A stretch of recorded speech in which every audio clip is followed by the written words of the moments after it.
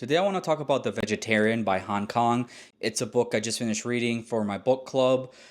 This book, I think, won the 2024 Nobel Prize for Literature.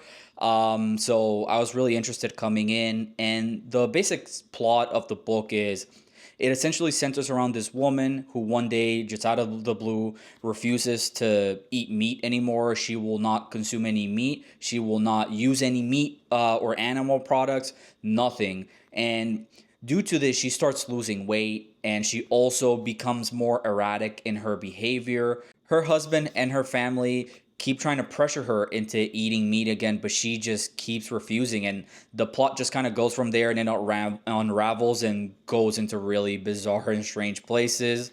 But yeah, the best part about this book, its biggest strength, I think, it's how thought provoking it is. It's a great book to read for a book club.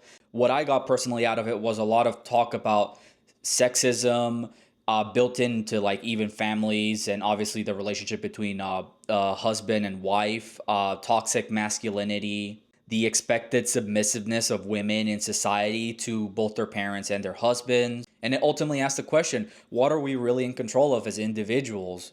Are we allowed to do anything we want to our bodies, even if it's to our detriment? And yeah, as I said, this is the biggest plus of the book, how thought provoking and a lot of these themes are like built into the core. But I will say I ended up giving this book a 5 out of 10. I was pretty mixed on it.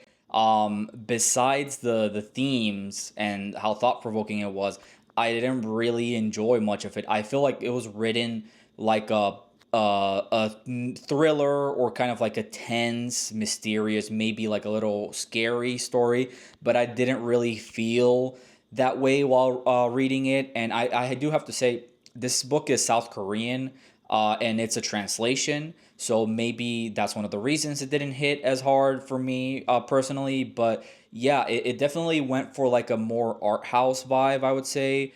Kind of like, independent movies from like even South Korea has a lot of independent movies that are go into really weird and bizarre places. And I do enjoy those movies, but this book didn't really do it for me.